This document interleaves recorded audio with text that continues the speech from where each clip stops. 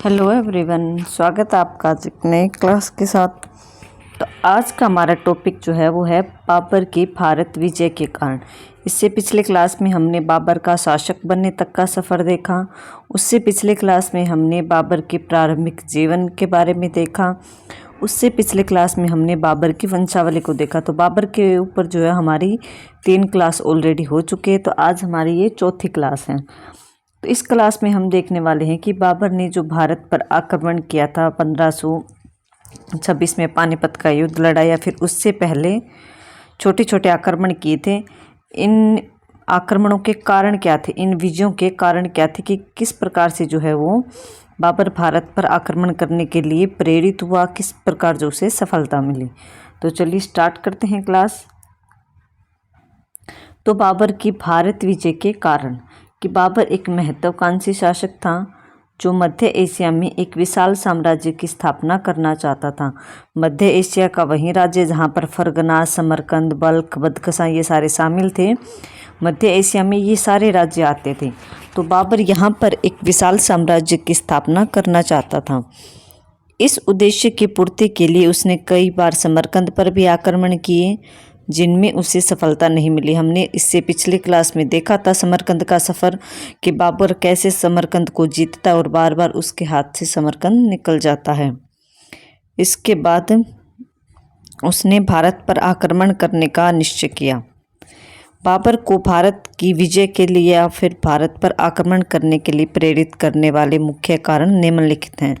मतलब कि कई कारण थे जिन कारणों ने बाबर को भारत पर आक्रमण करने के लिए प्रेरित किया था।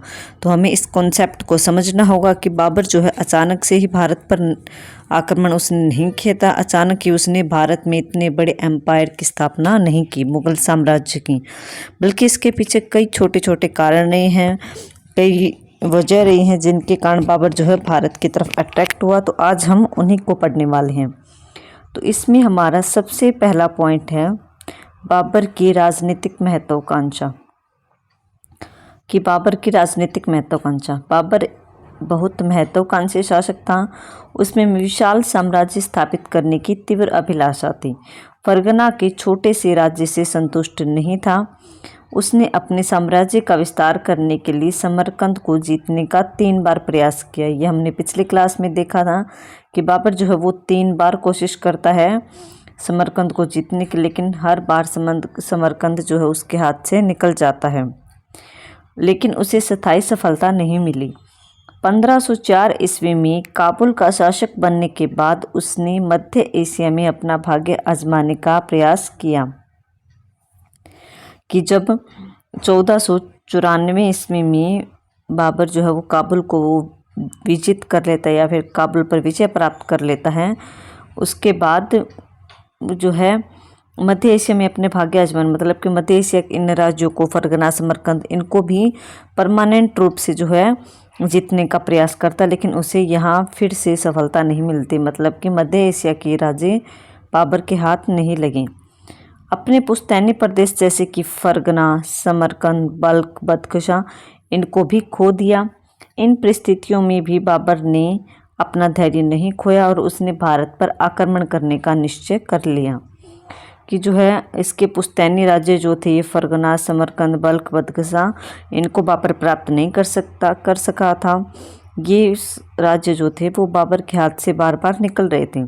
तो बाबर ने मध्य एशिया की अपना भाग्य आजमाने की कोशिश की भारत की तरफ, कि अगर मेरे यहाँ पर भाग्य काम नहीं कर रहा, ये स्टेट जो है वो बार बार मेरे हाथ से निकल रहे हैं, तो क्यों ना जो है भारत पर आक्रमण किया जाए और वहाँ के राज्यों को जीता जाए।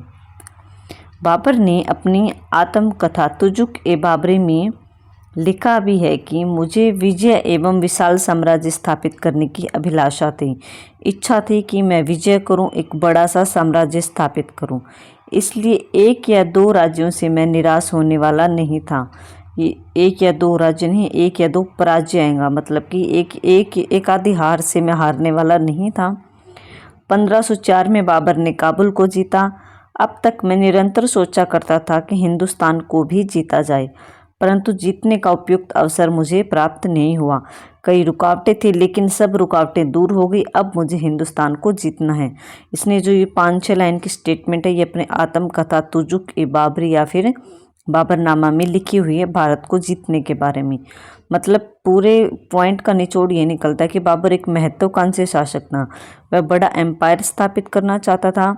उसने अपने पुश्तैनी प्रदेश जीतने की बार बार कोशिश की लेकिन वहाँ असफल रहा। इसलिए उसने अपना भाग्य जो वो भारत में आजमाने का प्रयास किया, हिंदुस्तान को जीतने का प्रयास किया और वहाँ पर वह सफल हो गया। मतलब महत्वाकांक्षी था, वह हिम्मत हारने वाला नहीं था, वह बार बार प्रयास करने वाला शासक था और अपने इसी प्रयास के द्वारा जो है वो भारत में इतने बड़े मुगल शासन को जो है वो जो स्थापित करने में सफल हो गया। सेकंड पॉइंट, भारत पर आक्रमण का कारण देख रहे हैं हम। भारत पर आक्रमण का कारण था भारत का धन, कि भारत की अपार धन दौलत ने भी बाबर को भारत पर आक्रमण करने के लिए प्रेरित किया। उन दिनों भारत सोने की चिड़िया कहलाता था कि जिस समय बाबर ने भारत पर आक्रमण किया यहाँ भारत में काफ़ी सोने चांदी थी और भारत में काफ़ी धन दौलत थी। तो ये जो है उस समय भारत को सोने की चिड़िया कहा जाता था कि यहाँ पर सोना बहुत है। बाबर ने भी भारत के धन दौलत के किस्से सुन रखे थे। उसको इतना पता था कि भारत जो एक देश है वहाँ पर काफ़ी पैसा है, काफ़ी सोना है, काफ़ी चांदी है। उसे साम्राज्य का निर्माण करने तथा अपने राज्य में शांति व्यवस्था स्थापित करने के लिए धन की आवश्यकता थी। ये बाबर कह रहा है कि उसे साम्राज्य का निर्माण करना था और अपने राज्य में शांति स्थापित करनी थी। इसके लिए जो उसे पैसे की ज़रूरत थी, धन दौलत की ज़रूरत थी और ये धन दौलत उसे कहाँ से मिल सकती थी? भारत से। और भारत पर आक्रमण करके जो है वो वहाँ से धन दौलत लूटकर अपने प्रदेशों में जो है शांति स्थापित कर सकता था और अपने साम्राज्य का निर्माण कर सकता था। भारत का सोना और चांदी उसकी इस इच्छा की पूर्ति कर सकता था। उसने अपनी आत्मकथा तुजुक-ए-बाबरी में भी भारत के अपार धन की चर्चा की है। अतः इसी उद्देश्य की पूर्ति के लिए बाबर ने भारत पर आक्रमण किया। कंप्लीट पॉइंट का निचोड़ एक निकल कर आता है कि भारत की धन दौलत ने जो है वो बाबर को अट्रैक्ट किया था भारत पर आक्रमण करने के लिए, क्योंकि बाबर को धन की ज़रूरत थी। उसे अपने बड़ा साम्राज्य स्थापित करना था, उसे शांति स्थापित करनी थी। इसके लिए जो उसे धन दौलत चाहिए थी और धन दौलत उसे कहाँ से मिल सकती थी इस समय सबसे ज़्यादा, तो वो भारत से मिल सकती थी। भारत पर आक्रमण करके यहाँ के राजाओं से धन लूटकर जो है वो यहाँ से धन इकट्ठा कर सकता था। तो भारत का धन भी जो है बाबर को कहीं ना कहीं प्रोत्साहित कर रहा था भारत पर आक्रमण करने के लिए। नेक्स्ट पॉइंट हमारा है इस्लाम धर्म का प्रचार, कि बाबर जो वो एक मुसलमान था और वह अपने धर्म का प्रचार करना चाहता था। इस्लाम धर्म का प्रचार, कि बाबर एक कट्टर सुन्नी मुसलमान था। वह भारत में न केवल एक बड़ा साम्राज्य स्थापित करना चाहता था बल्कि इस्लाम धर्म का भी प्रचार कर यहाँ प्रचलित मूर्ति पूजा को समाप्त करना चाहता था। ऐसा करके वह मुस्लिम जगत में महमूद गजनवी तथा महमूद गोरी की तरह प्रसिद्धि प्राप्त करना चाहता था। भारत विजय के दौरान बाबर ने विशेषकर राजपूतों के विरुद्ध खानवा के युद्ध में अपनी धर्मांधता का परिचय दिया। कि बाबर जो था वो एक कट्टर सुन्नी मुसलमान था। वह भारत में एक बड़ा साम्राज्य स्थापित करने के साथ साथ अपने धर्म का प्रचार भी करना चाहता था। भारत में जो मूर्ति पूजा प्रचलित थी, देवी देवता मंदिर इत्यादि की प्रथा प्रचलित थी, इन सभी को बाबर समाप्त करना चाहता था। और साथ ही साथ जो उसके पूर्वज थे महमूद गजनवी और महमूद गोरी ने भारत पर आक्रमण किया था और मंदिरों को तोड़ा था, इन सभी को यह रिपीट करना चाहता था ताकि उनकी तरह मैं भी फेमस हो जाऊं कि मैंने अपने धर्म का जो है काफ़ी प्रचार प्रसार किया है। बाबर की ये सोच थी। और भारत विजय के दौरान बाबर ने विशेषकर राजपूतों के विरुद्ध, कि जब बाबर ने जो है भारत में 1527 ईस्वी में खानवा का युद्ध लड़ा, राणा सांगा और बाबर के बीच में 1527 में खानवा का युद्ध होता है। तो राणा सांगा था राजपूत हिंदू शासक और बाबर था मुस्लिम शासक। तो जब बाबर युद्ध कर रहा था तो उसने अपनी सेना को प्रोत्साहित करने के लिए कहा था कि ये जो है युद्ध जिहाद के लिए, मतलब कि ये युद्ध जो है हार जीत के लिए नहीं बल्कि ये मुसलमानों की हिंदू राज्यों पर जीत का मामला है। मतलब कि अपने इस युद्ध को उसने धर्म का नाम दे दिया था। धर्म के बेस पर जो है इसने युद्ध लड़ा कि हमारे धर्म के खिलाफ ये लड़ाई है, हमें हिंदू राज्य को, हिंदू धर्म को ख़त्म करना और अपने मुस्लिम राज्य की स्थापना जो है वो भारत में करनी है। इसी हिसाब से उसने जो है अपने खानवा के युद्ध में अपनी सेना को प्रोत्साहित किया था। तो इस्लाम धर्म का प्रचार हो गया, भारत का धन हो गया और बाबर की महत्वाकांक्षा। ये 3 पॉइंट जो आप याद रखिएगा कि जो बाबर जिन्होंने जो है बाबर को भारत पर आक्रमण करने के लिए प्रेरित किया। नेक्स्ट पॉइंट, 4th पॉइंट हम देखते हैं, एक वृद्ध स्त्री से प्रेरणा। कि जब बाबर का आवारा जीवन चल रहा था, हमने देखा था कि बाबर 5-6 साल जो वो इधर उधर भटकता रहा था। ना तो उसके हाथ में समरकंद था, ना उसके हाथ में फरगना था, ना उसने तब तक काबुल को जीता था। जब ये आवारा जीवन चल रहा था तो उसे 1505 ईस्वी में एक गांव में ठहरने का मौका मिला। मतलब कि गांव में वो रुका था एक रात के लिए।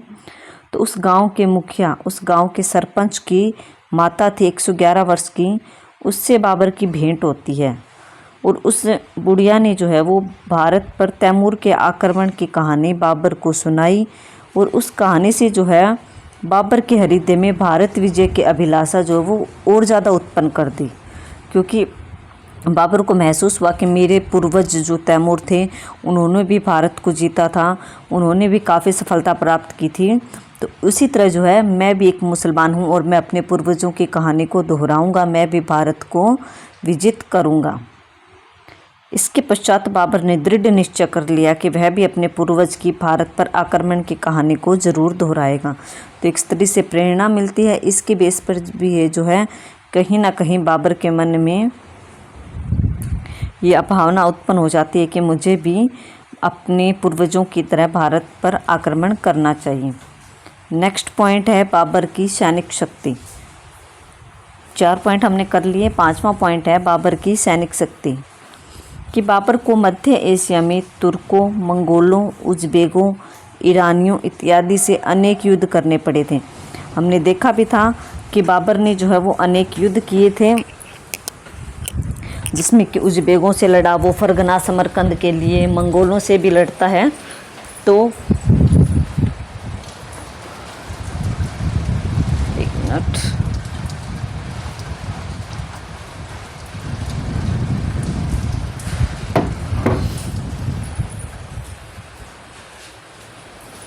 अनेक युद्ध करने पड़े थे। तो इसने जो है इन युद्धों में नए नए ढंग सीख लिए थे युद्ध करने के।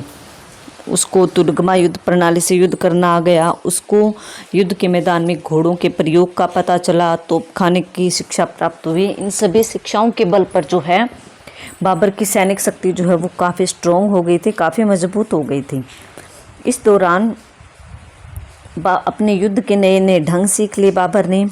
उसने अपने पास एक शक्तिशाली सेना भी इकट्ठी कर ली। बाबर ने 1514 से 1519 ईस्वी के बीच उस्ताद अली, इम्पोर्टेंट नाम है याद रखिएगा, इस इंसान ने जो है उस्ताद अली ने जो है बाबर का काफ़ी साथ दिया था भारत में। कि उस्ताद अली नामक एक तुर्क तोपची की ये तोपची था, ये तोप को चलाना जानता था, तोप को संभालना जानता था। तो उस्ताद अली को अपने तोपखाने का अध्यक्ष नियुक्त किया था बाबर ने। कब से कब तक? 1514 से 1519 ईस्वी तक, जिसने बाबर को तोपखाने के निर्माण का, कुशल बंदूकची सेना खड़ी करने में काफ़ी सहयोग दिया था। कि उस्ताद अली का काफ़ी महत्वपूर्ण योगदान है बाबर की सैनिक शक्ति को बढ़ाने में, क्योंकि इसने बाबर को तोपखाने की शिक्षा दी, एक अच्छी सेना खड़ी करने में बहुत सहयोग दिया था।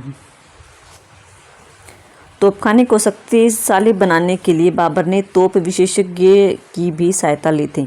कि तोपखाने पर इसका पूरा फोकस था। इसको पता था कि तोप के बल पर जो है वो किसी भी युद्ध में विजय पाई जा सकती है, इसलिए इसने तोपखाने के प्रयोग की शिक्षा या फिर उसको पूरा अच्छी तरह से सीखने के लिए तोप विशेषज्ञ की भी सहायता ली थी। इसके अतिरिक्त बाबर ने कुशल और तेज़ी से युद्ध करने वाले घुड़सवारों की भर्ती की। इस तरह बाबर एक शक्तिशाली सेना का स्वामी बन गया, जिससे उसे भारत विजय की प्रेरणा मिली। 5 पॉइंट हो गए। नेक्स्ट पॉइंट हमारा है काबुल विजय। कि काबुल विजय के बाद बाबर के मन में भारत की विजय का विचार आया। बाबर ने अपनी आत्मकथा तुजुक ए बाबरी में लिखा है कि काबुल विजय के पश्चात में निरंतर सोचा करता था कि हिंदुस्तान पर आक्रमण किया जाए। इसके अतिरिक्त काबुल भारत के निकट भी पड़ता था, इसीलिए बाबर ने साम्राज्य विस्तार के लिए भारत पर आक्रमण करने का निश्चय किया। मोस्ट इम्पोर्टेंट है, याद रखिएगा कि काबुल की विजय बाबर ने कब प्राप्त की थी? 1504 ईस्वी में। तो उसके बाद जो इसने अपने फरगना, समरकंद इन राज्यों को भी जीतने का प्रयास किया, लेकिन वह असफल रहा। उसके बाद बाबर ने सोचा कि क्यों इन राज्यों के मैं पीछे पड़ा हूँ, जबकि ये मेरे हाथ से बार बार निकल रहे हैं, क्यों ना मैं अपना भाग्य जो वो भारत में आजमाऊँ।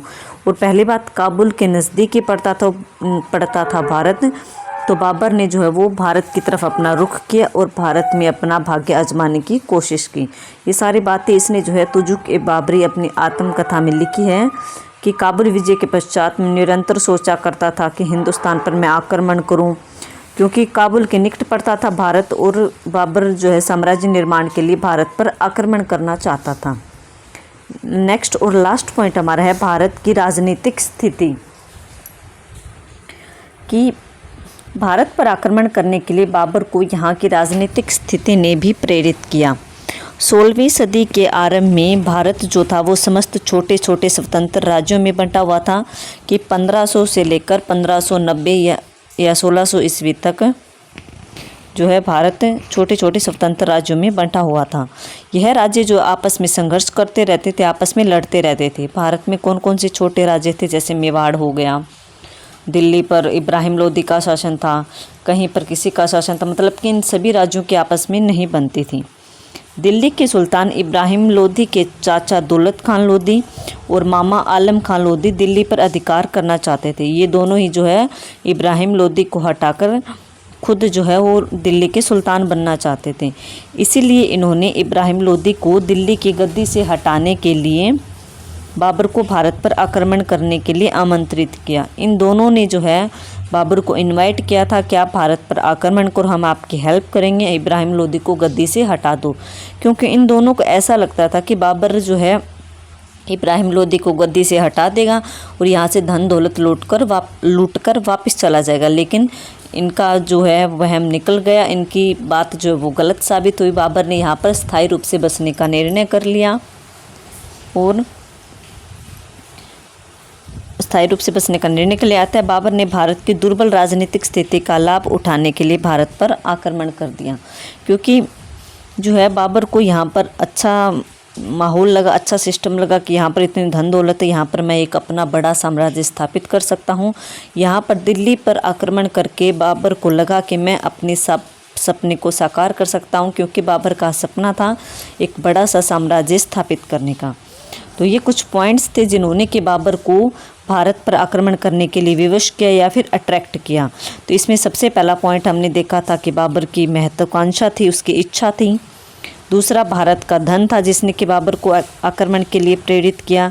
तीसरा पॉइंट इस्लाम धर्म का प्रचार कि बाबर इस्लाम धर्म के प्रचार के लिए भारत आया था और वहाँ पर आक्रमण किया और वहाँ पर स्थायी रूप से बस गया।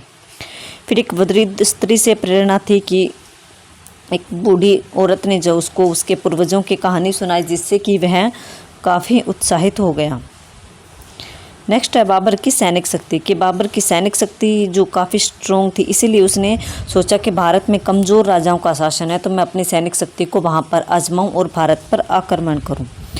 नेक्स्ट है काबुल विजय कि काबुल को उसने 1504 में जीत लिया। उसके बाद उसने सोचा कि मैं भारत में अब आसानी से जीत सकता हूँ, क्योंकि उसके पास काफ़ी सेना हो गई थी। नेक्स्ट है भारत की राजनीतिक स्थिति कि भारत की राजनीतिक स्थिति इस समय काफ़ी ख़राब थी, जिससे जो है बाबर को एक अच्छा खासा मौका मिल गया भारत पर आक्रमण करने का और बची खुची कसर पूरी कर दी। दिल्ली के सुल्तान इब्राहिम लोदी के जो चाचा और मामा थे, उन दोनों की तरफ से इनविटेशन जो लेटर उसको मिला था बाबर को कि आप भारत पर आक्रमण कर लो, और बाबर तैयार ही बैठा था। इन सभी कारणों से प्रेरित होकर बाबर ने जो है वो भारत में आक्रमण कर दिया और यहाँ पर एक बड़ी मुग़ल एम्पायर की स्थापना कर दी। देखिए आपको क्लास, आई होप ये क्लास आपको अच्छी लगी होगी। अगर क्लास अच्छी लगती है तो प्लीज़ वीडियो को लाइक करें, शेयर करें और चैनल को सब्सक्राइब करें। और आपको वीडियो कैसे लगती है कमेंट सेक्शन में मुझे कमेंट करके ज़रूर बताएं। Okay, thank you everyone.